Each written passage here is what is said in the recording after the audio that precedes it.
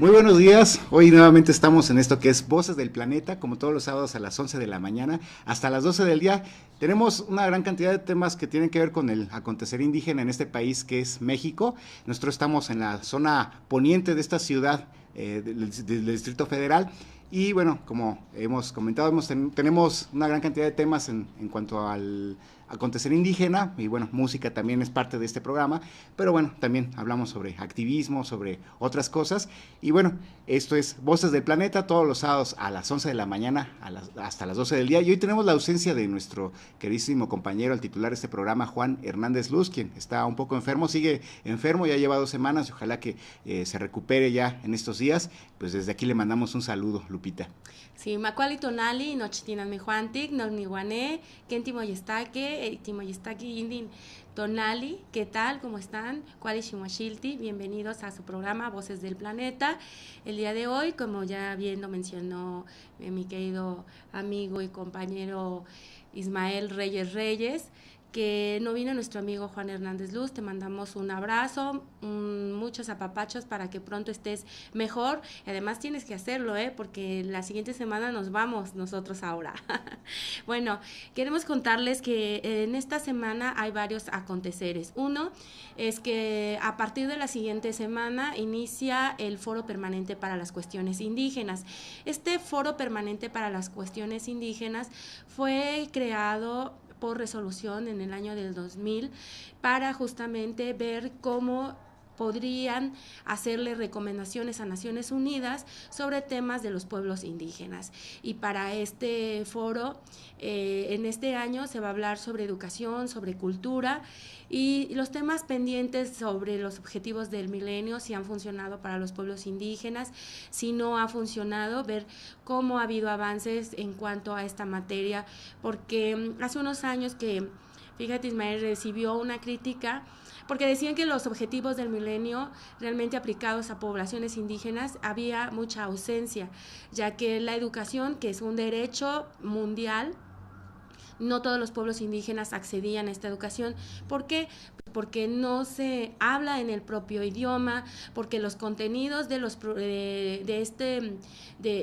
la educación luego no tenía que ver nada con la temática de los pueblos indígenas. Entonces, ¿qué educación podía ser esa si no era culturalmente apropiada a cada comunidad? Por ejemplo, esa es una de las críticas más fuertes. Entonces, para este año el foro permanente se realiza en Nueva York, como les digo, es un mecanismo especializado sobre derechos de los pueblos indígenas, y hay que estar muy pendientes de este foro porque el siguiente año va a ser la Conferencia Mundial de los Pueblos Indígenas. Este acontecer pues es único, ya que durante más de 20 años se hizo una declaración sobre los derechos de los pueblos indígenas aprobada en el 2007, el 13 de septiembre, y esta declaración tardó 20 años para que se aprobara. Y México fue uno de los patrocinadores de esta declaratoria que ahora estamos viendo este siguiente año, en el 2014, pues se va a iniciar todo un proceso de una conferencia mundial para los pueblos indígenas, y esto es muy importante. A veces se nos pregunta por qué los pueblos indígenas necesitarían derechos especiales, y no es que sean derechos especiales, sino que, como ustedes bien saben, ha habido derechos individuales desde hace mucho tiempo, los derechos económicos, sociales, políticos, y bueno, se ha agregado el tema de medio ambiente, pero los derechos colectivos, que le han llamado derechos de tercera generación, porque justamente nos damos cuenta que los pueblos indígenas tienen ese derecho a la colectividad y que sean también un sujeto de derechos colectivos los pueblos indígenas. Entonces, esta conferencia, que va a ser el siguiente año, va a tratar sobre estos temas y la preparación, que ya hubo una previa en Guatemala. Esta reunión fue muy interesante porque llegaron de varios países de América Latina para hablar de diferentes mesas, sobre todo jóvenes, todo el tema de intergeneracional, sobre educación, sobre cultura, mujeres indígenas. Entonces fue apenas el mes pasado que se reunieron en Guatemala, pero también el pueblo Sami se reunió allá por Bélgica, porque esta reunión es también previa son estos preparativos a esta reunión que será la Conferencia de los Pueblos Indígenas. Por eso es que es muy importante el Foro Permanente para las Cuestiones Indígenas. Es un mecanismo especializado de Naciones Unidas que depende de ECOSOC, que es un órgano muy fuerte dentro de Naciones Unidas que determina, por supuesto, todas las políticas de derechos sociales, políticos y económicos. Por lo tanto, ECOSOC, de ahí depende este foro permanente, y es importante que como pueblos indígenas tengamos información sobre esos temas porque van a impactar a nuestros países, porque las declaraciones, las resoluciones que emanan de ahí se vuelven mandato para los estados parte, y en este caso México, que ha adoptado alrededor de más de 70 tratados sobre derechos humanos, pues no va a ser la excepción. Ustedes seguramente han oído del convenio 169 de la OIT, que es un convenio que habla sobre pueblos indígenas y que también ha sido aprobado en nuestro país y que es sumamente importante porque es el marco de referencia que le da a la posibilidad a los pueblos indígenas de reclamar sus derechos humanos. Entonces, en México ya ha habido una buena práctica de eso. Hace unos años, con la ley indígena, también el hecho de que varios hombres y mujeres de Guerrero entraron en un programa supuesto de planificación familiar, pero sin su consentimiento fueron esterilizados hombres y mujeres. Entonces, cómo llegó a esa instancia internacional fue a través del convenio 169, y les repito, el tema de las controversias constitucionales sobre la ley indígena también entró en el convenio 169. Entonces es muy importante que nosotros sepamos sobre esos temas porque van a tener un impacto en nuestro país, y una conferencia mundial que además México nuevamente es quien es patrocinador de esto. Está encargado Luis de Alba, que es un embajador mexicano en Nueva York, y él es el encargado de hacer todos los preparativos para esta reunión, que no es tarea fácil porque llegan más de 5,000 pueblos indígenas y personas. Llegan más de 5,000 personas, pero realmente las que pueden opinar y estar tendrían que tener estatus consultivo para poder participar. En este caso, va a haber un grupo de mujeres que van del enlace continental de la Alianza de Mujeres Indígenas de Centroamérica y México, en el cual participo, y entonces durante 2 semanas, Ismael, fíjate, me voy a lanzar a Nueva York para trabajar con otras compañeras en el foro permanente, y esperamos hacer algunas grabaciones allá con otras compañeros y compañeras para que sepamos cómo están en América Latina y en otros países del mundo. Vamos a tener oportunidad en ese foro, llegan del continente africano, del continente asiático, llega mucha gente de América Latina, muchos pueblos indígenas se dan reunión ahí, y yo creo que esta ha sido también toda una lucha que justamente iniciaron personas indígenas cuando decían nosotros también somos naciones, y le exigieron a Naciones Unidas la participación, porque la decisión de los estados siempre era en sus territorios. Ya ves que tú nos has traído noticias sobre justamente pueblos indígenas que reclaman su derecho al territorio porque son despojados por empresas transnacionales que sin consentimiento libre, previo e informado, de repente dicen pues es que el Estado ya nos cedió las tierras y nosotros vamos a construir desde las mineras. De hecho, se va a hablar en este tema sobre las industrias extractivas. También tenemos la fortuna que el primer relator para las cuestiones indígenas fuera Rodolfo Stavenhagen, que recientemente ha sido reconocido. Él fue el primer relator, y también las relatorías es un mecanismo que tiene Naciones Unidas sobre los pueblos indígenas. En este caso era el maestro Rodolfo Stavenhagen. Actualmente James Anaya es quien ocupa este cargo.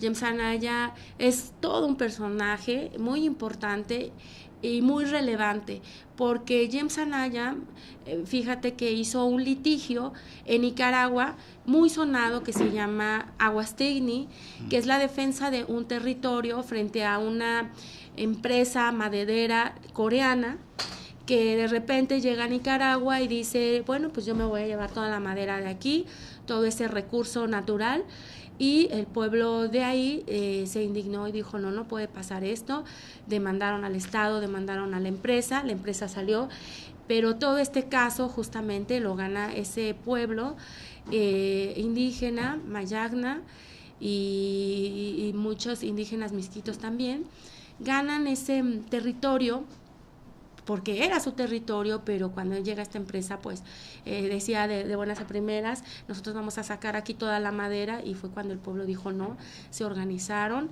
ganaron el litigio, y justamente quien gana ese litigio es Jim Anaya, que ahora es el relator en Naciones Unidas para las cuestiones indígenas, y que va a presentar un informe sobre las industrias extractivas. Entonces, él vino a varios países de América Latina, hizo unas relatorías, preparó sus informes, hizo visitas que se llaman visitas in loco, que significan visitas presenciales. Entonces vino, estuvo hablando con gente de Guatemala, por supuesto, el caso que tú nos presentaste de los compañeros huicholes ha sido también motivo de que se presentaran. Hace 2 años tuve la oportunidad de ver cómo presentaron la denuncia en Naciones Unidas los compañeros, y siguen peleando por ese espacio, pero así como están las condiciones aquí en México, también están en otros países, te digo, como en Guatemala y en otros países de Sudamérica. Entonces ha sido en Panamá, en Chile, el tema del cobre. Entonces hay mucho trabajo que tiene este mecanismo especializado, que es del relator, y ya dijimos del foro permanente.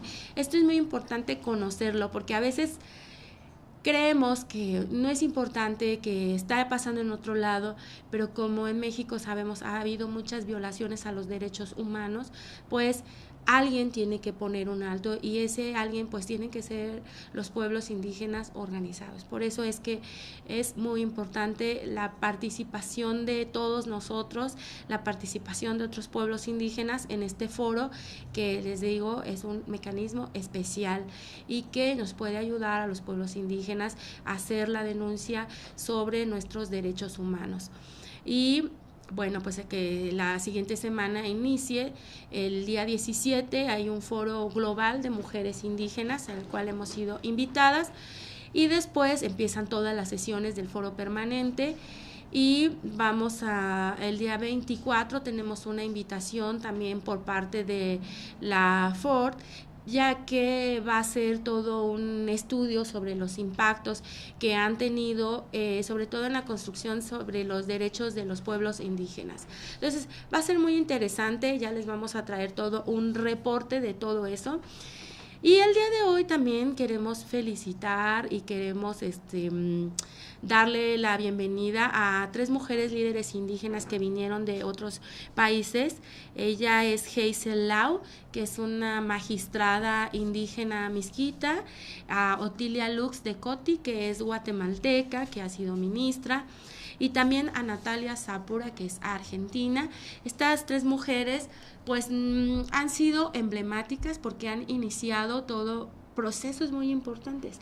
Hazel Lau es una mujer misquita que pues en tiempos de la revolución, estamos hablando como desde la época de los 70s, fue una mujer que trabajó mucho sobre el tema de la paz, de la construcción de la paz en su país, que no era nada sencillo, porque imagínense después de una guerra, la marginación, la pobreza y todas las implicaciones que tiene una guerra, construir un país otra vez de la nada en el sentido de que moralmente deja un país destrozado, no solamente físicamente o con el medio ambiente, sino destrozado. Es una mujer constructora de paz y que es fundadora de Huracán, que es una universidad muy importante en la RAN, que es la región autónoma.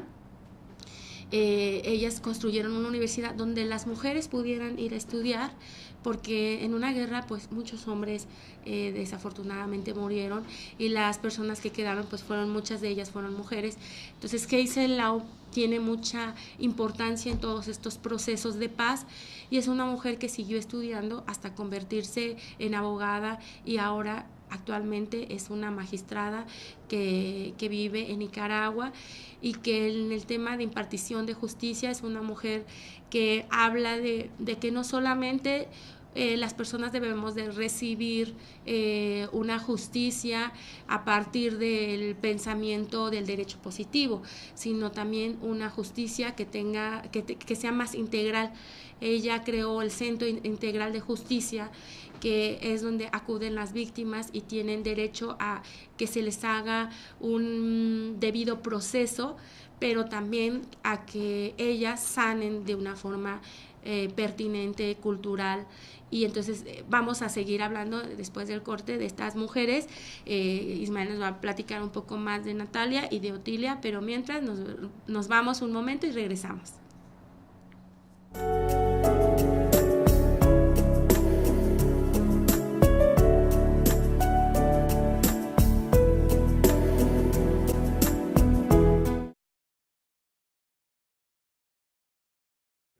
Planeta 2013 Televisión. Transforma tu mente. Una estación de televisión por internet dedicada al desarrollo de una nueva conciencia planetaria. Planeta 2013 Televisión es parte de Planeta 2013 Networks. Transforma tu mente.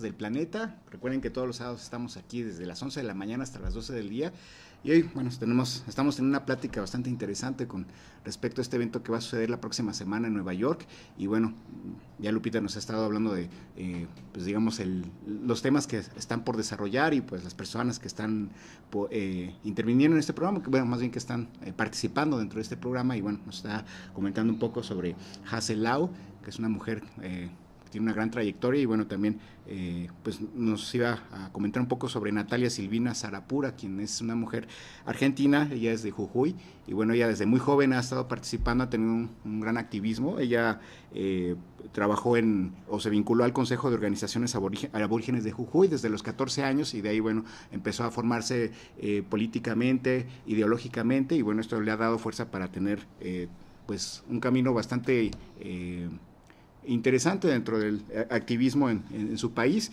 y bueno, también otra mujer que estará dentro de esta serie de conferencias es Otilia Lux de Coti, es una mujer guatemalteca que incluso ha sufrido persecución en su país, ha sido pues una mujer que ha tenido una actividad muy intensa, es una lideresa indígena maya quiché, ella es licenciada en Administración Educativa y bueno, pues también digamos que ella también va a estar dentro de este panel de mujeres de gran activismo.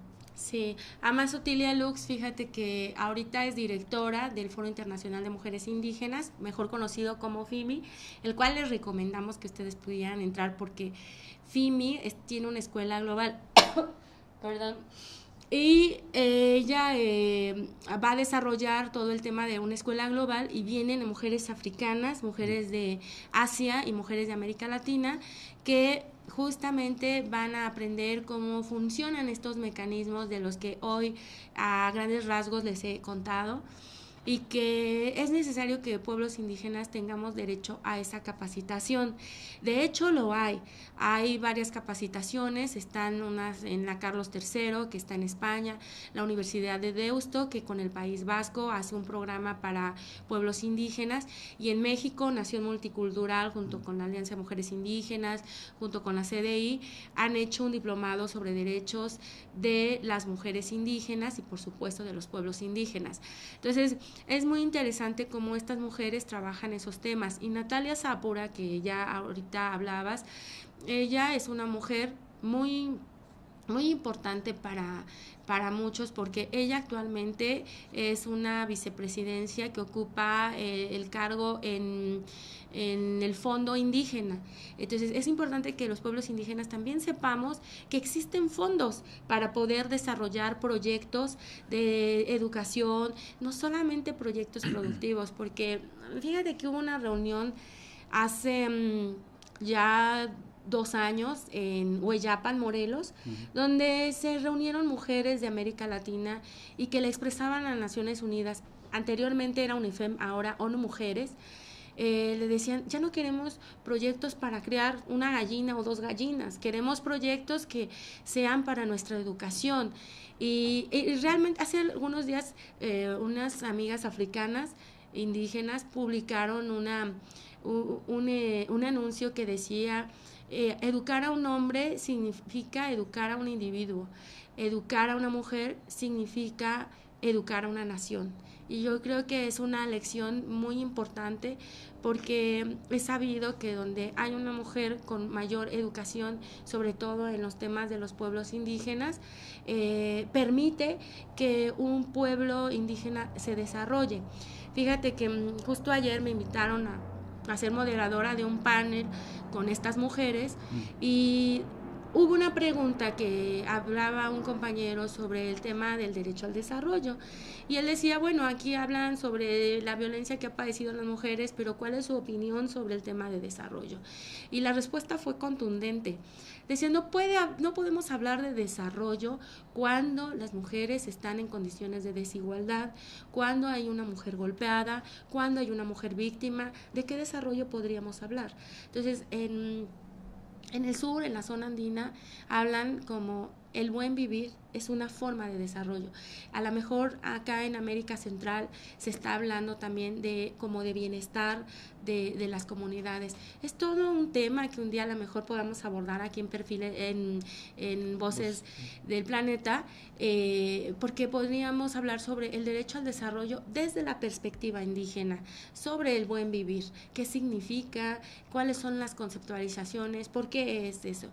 Y sobre todo surge todo este tema por el consentimiento libre previo informado. No puedes decir que es progreso porque abren una carretera en tu comunidad, o que ya vas a desarrollarte porque te va a dar empleo. No, sino que dicen los pueblos indígenas, eso significa tener una mejor calidad de vida.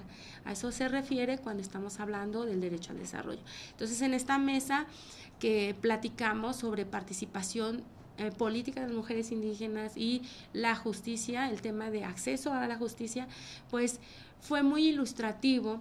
Esta invitación la hizo el Instituto Simón de Beauvoir, la hizo Suma y la Alianza de Mujeres Indígenas. Entonces fue interesante cómo estas 3 mujeres fueron como desilvanando la hebra y diciéndonos por qué lugares, cómo le podemos hacer. Porque si tú bien sabes, en México la participación de las mujeres es muy escasa, y todo tiene que ver con marginación, pobreza y con otras cuestiones. Ya de esto vamos a lanzar una publicación que va a salir en un diario sobre la participación política de las mujeres. Entonces es muy importante como ver estos temas, Ismael.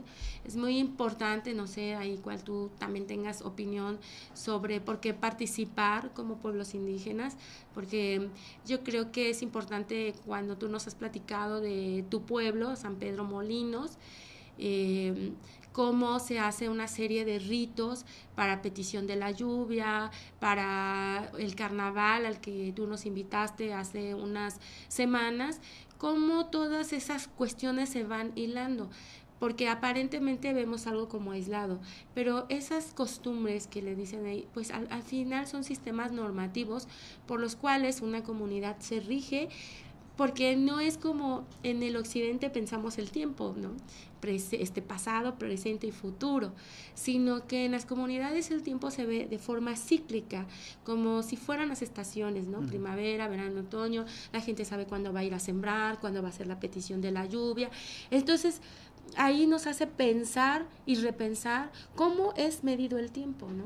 En cada tiempo pues se hacen ritos que quedamos pendientes en que a lo mejor tú nos mostrabas videos sobre el carnaval, porque hicimos unas grabaciones, lo recuerdo, y pues que tú también nos platiques cómo son esas fiestas, en qué se basan, cómo hacen esa fiesta, cómo es que se llega hasta esos carnavales, por ejemplo, o la petición de la lluvia que acaba de pasar, porque nosotros vimos una petición de lluvia y me gustaría como que hiciéramos un comparativo, Ismael.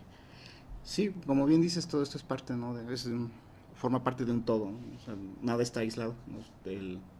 Tienes una práctica, un cierto ritual, y bueno, también, no sé, la gente que sale de la comunidad, que migra, regresa ya con otra formación ideológica. Entonces ya lo ve como algo que no tiene un valor cultural ni un valor para nada, ¿no? Entonces la gente que se queda en la comunidad tiene esa pues esa idea de mantener esta costumbre, porque ellos están con esa tal vez inconscientemente de que es parte de su identidad. O sea, tal vez no es algo así que lo defiendan así como desde una postura académica o política, sino más bien una postura propia, ¿no? Como comunidad. Y bueno, este ritual que comentas, se llama el Biko Yuyabi, que es la fiesta de la cueva, en donde las personas se reúnen en un lugar donde hay una cueva donde nace el agua. Entonces la gente cada 1 de mayo pues hacen una ceremonia en agradecimiento al lugar por dar agua a la comunidad. Entonces es algo que se ha retomado últimamente, porque años atrás como que lo habían dejado en el olvido. O sea, se hacía el ritual, pero era un grupo de personas, 10, 15 personas que estaban ahí, hacían el ritual y se iban, ¿no? Era como un comité que se designaba. Sin embargo, la propia comunidad ha visto que esto es algo más allá del ritual, ¿no? Como comentaba, ¿no? Tiene que ver con esta parte de identidad que muchas veces se dan cuenta que o más bien se dan cuenta que se está perdiendo muchas cosas, ¿no? Sobre todo la lengua, ¿no? Cuando están narrando historias de tiempos anteriores, lo hacen en español, ya no lo hacen como lo hacían los abuelos, ¿no? Que bueno, pasó esto, que el santo de la comunidad es milagroso por esto y esto, y ya todo te lo hacen en español. Entonces, mucha gente consciente de esta parte de cómo se está perdiendo la lengua, cómo se están perdiendo algunas tradiciones, empezaron a formar un comité más grande que hizo extensiva la invitación a otras comunidades para que asistan a esta ceremonia.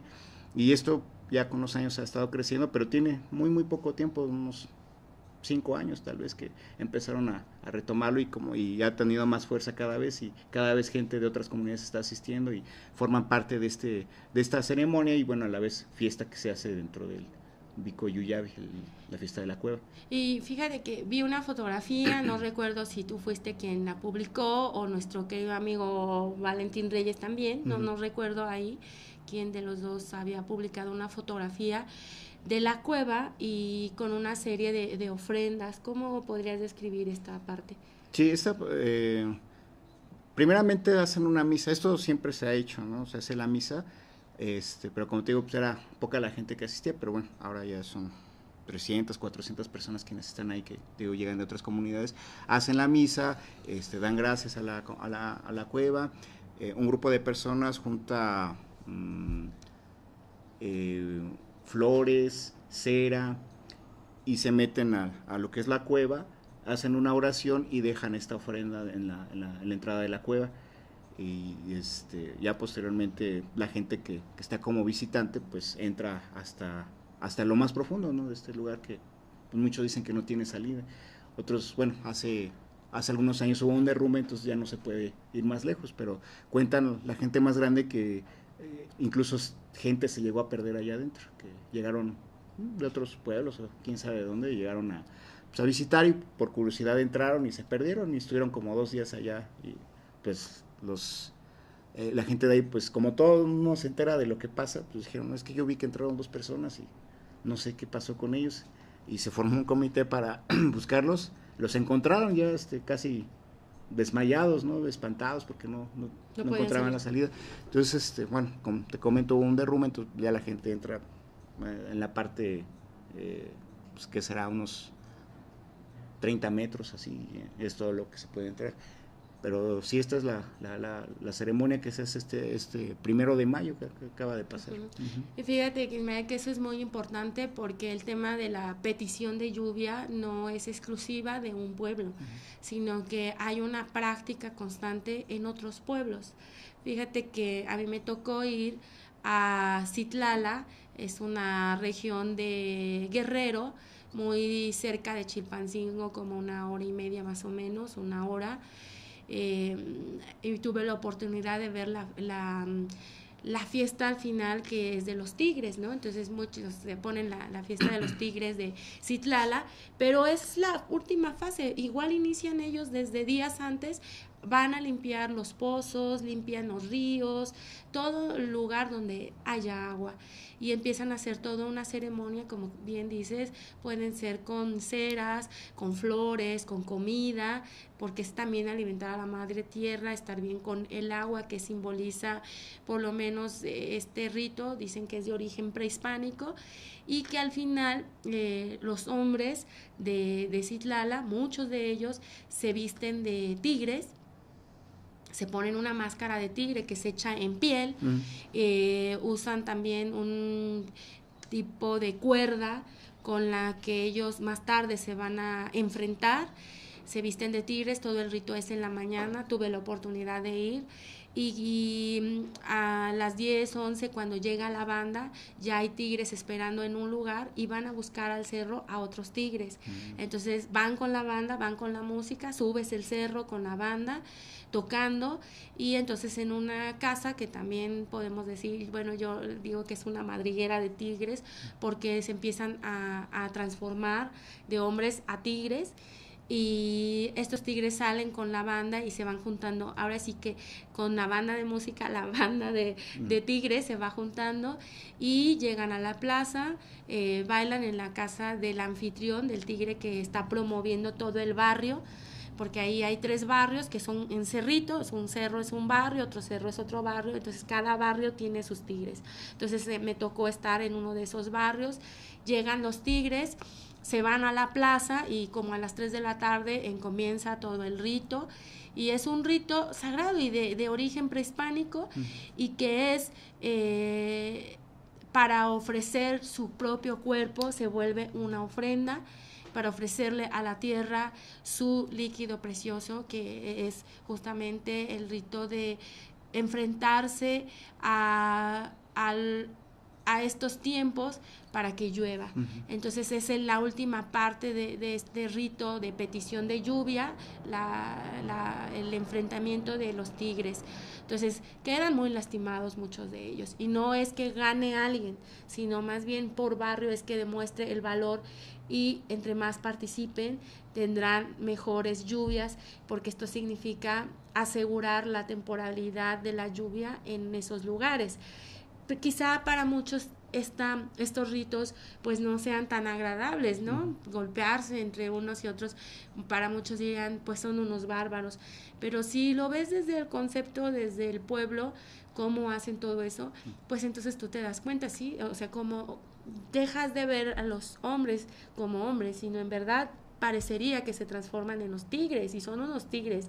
Entonces, terminando esa fiesta, como a las 7 de la noche u 8 de la noche, baja nuevamente a la casa del tigre anfitrión, se hace una gran comida, y todos comen y bailan, pero para prepararse para ser tigres y pedir el agua deben de hacer ayunos y tener abstinencia sexual, por ejemplo, para poder ser un buen tigre, porque si no, de lo contrario, el ser tigre no estarías como limpio para pedir la lluvia. Y todas las mujeres preparan también alimentos, y hombres ahí en conjunto preparan todo para la fiesta. En la mañana les dan de desayunar a todo el que llegue, no importa si va a ser tigre o no importa si sean niños, y eso se va fomentando desde niños, y es una petición de lluvia muy importante. Entonces digo, comparando, como tú dices, lo que haces en tu comunidad, pues es todo un legado cultural, no es algo que tú inventaste, no es algo que inventó tu mamá o tu abuelita, ¿no? Sí, es una tradición más antigua de petición a la lluvia, ¿no? Entonces, la representación en el caso náhuatl, pues le dices Tlaloc. Entiendo que cuando tú dices la palabra de lluvia, también está implicando esa simbología, Sabi, ¿no? Sabi, que además está en códices de origen prehispánico, que podemos encontrar que esos ritos son pues muy antiguos y que vale la pena que los mencionemos en este programa, porque pues es la parte que espiritual que tiene un pueblo indígena. Esa parte espiritual no tiene que ver a veces con las religiones que conocemos, sino más bien tiene que ver con la espiritualidad que en cada pueblo indígena puede representar, ¿no? Se dice que en México hay 68 pueblos indígenas y como 365 variantes. Entonces, cuando tenemos el parámetro de 365 variantes, pues en México todo el año hay fiestas que tienen que ver o están relacionadas con la madre tierra, o que están relacionadas con el corazón del cielo, o que están relacionadas justamente con las personas que habitamos este país y sobre todo territorios indígenas. Entonces yo creo que ahorita platicando tú del rito que hacen en San Pedro Molinos, pues también este rito que platico yo, que es en Citlala, la fiesta de los tigres, pues también es un rito para petición de lluvia, ¿no? Y como tú dices, en el camino se van agregando elementos y también van desapareciendo elementos dentro de esos ritos, porque seguramente para iniciar esto que tú dices van a limpiar primero la cueva, ¿no? Sí, se hace todo un ritual previo, ¿no? Se limpia, todo el camino que lleva ya se limpia, se recoge basura, plantas, todo eso, el camino queda libre. Pero bueno, también es así como un poco, no sé qué calificativo utilizar cuando una tradición desaparece. Cuando, por ejemplo, cuando no estás hablando de los tigres, ahí en la comunidad también se practicaba algo similar. Con los tigres, hace mucho me platican la gente más grande que cuando eran niños, en el atrio de la iglesia se juntaban todos, no se disfrazaban de tigres precisamente, pero sí se ponen un disfraz e igualmente, como tú lo comentas, aparentemente peleaban.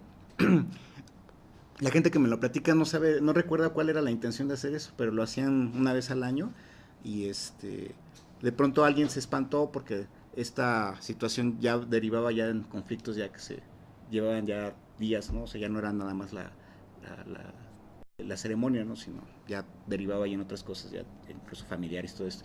Entonces alguien que estuvo como presidente de la comunidad dijo, bueno, no, pues está mal esto que están haciendo, y prohibió esta costumbre y desapareció completamente. Entonces mucha gente ya no se acuerda cuál era la intención, y incluso hay quienes dicen, ¿a poco se hacía algo así? Yo no me acuerdo. Pero es también algo así como muy lamentable, ¿no? Cuando suceden este tipo de cosas que van desapareciendo y cuando las generaciones futuras o las presentes se les platica como que lo ven así algo lejano que sucedió en otro lugar, ¿no?